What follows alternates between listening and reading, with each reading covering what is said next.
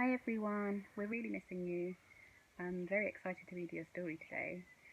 This is one of my favourite stories at the moment, and it was Becky who actually introduced me to it, and lots of people said they haven't heard of it, so I thought it would be a nice one for you. It's written by a famous author, Julia Donaldson, and it's called Jack and the Flum Tree. Now in this book I went to try and spot a little paper boat. It follows them, and I'll try and help you to find it.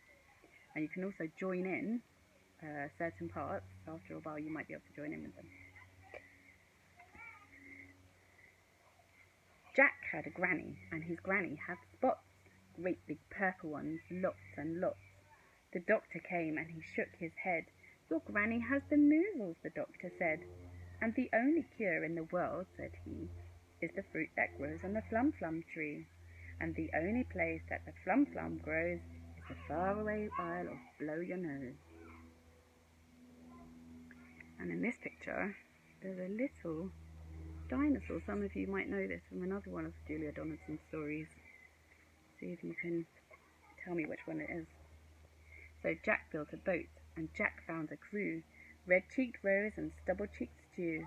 And he said to Stew, and he said to Rose, we're off to the Isle of Blow Your Nose.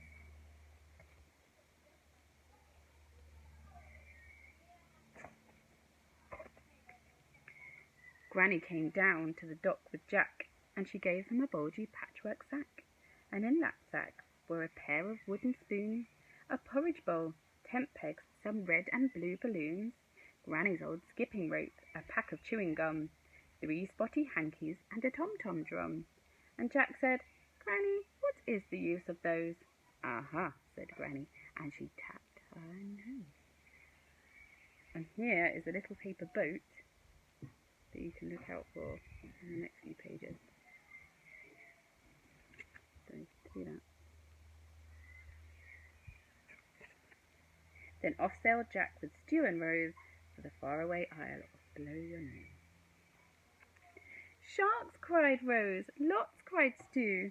They'll gobble us, they'll guzzle us, whatever shall we do? Don't get your knickers in a twist, said Jack. Let's have a look in the patchwork sack. Can you spot the little boat, the little paper boat? It's here.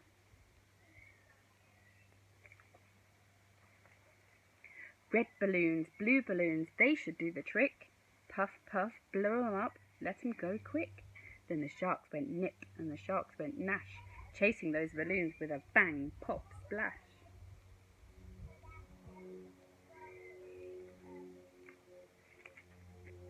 I leak, cried Rose. It's wet, cried Stew. This boat is full of water, whatever shall we do? Don't get your knickers in a twist, said Jack. Let's have a look in the patchwork sack. And this, here's a little boat.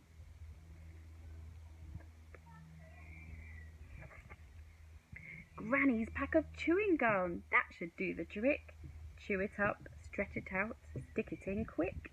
So they chewed, and they stretched, and they plugged that hole, and they bailed out the water with Granny's porridge bowl. Then on sailed Jack with Stew and Rose for the faraway isle of Blow Your Nose. Can we see the boat? Can we see the little paper boat? Oh yeah, there it is. I think it was covering it.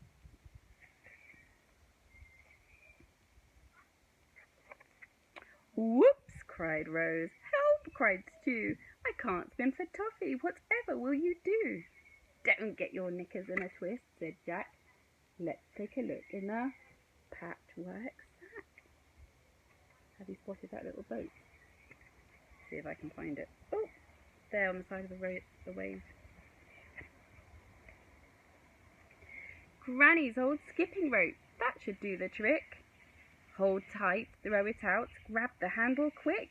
So they heaved and they hauled, and they pulled Stew in.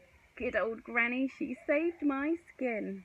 Then on sailed Jack with Stew and Rose till they came to the Isle of Blow Your Nose.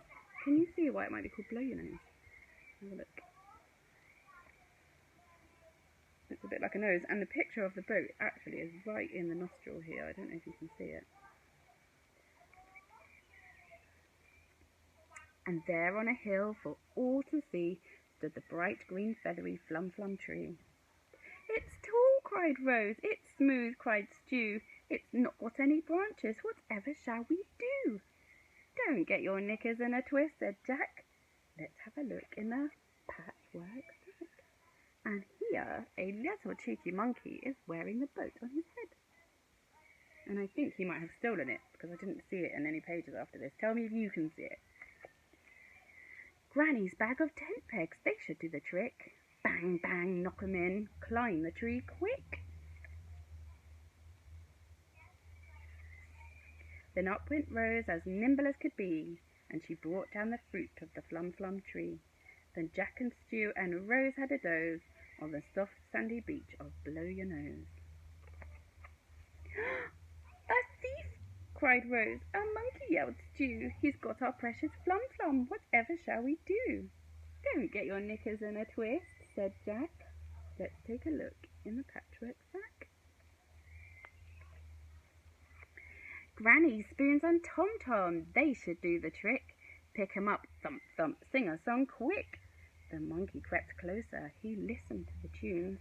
He put down the Flum Flum, he grabbed the wooden spoons. There he is, having a nice time with the wooden spoons. Then back sailed Jack with Stew and Rose, all the way home from Blow Your Nose.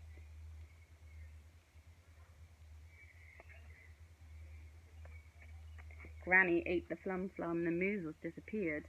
She's cured, cried the doctor, and everyone cheered. And Jack said, thank you for the pair of wooden spoons, the porridge bowl, the skipping rope, the red and blue balloon. Thank you for the tent pegs and the pack of chewing gum. And thank you, Granny, for the tom-tom drum. But the 3 spotty hankies, what was the use of those? Can you guess? What was the use of 3 spotty hankies? The hankies, silly, were to blow your nose.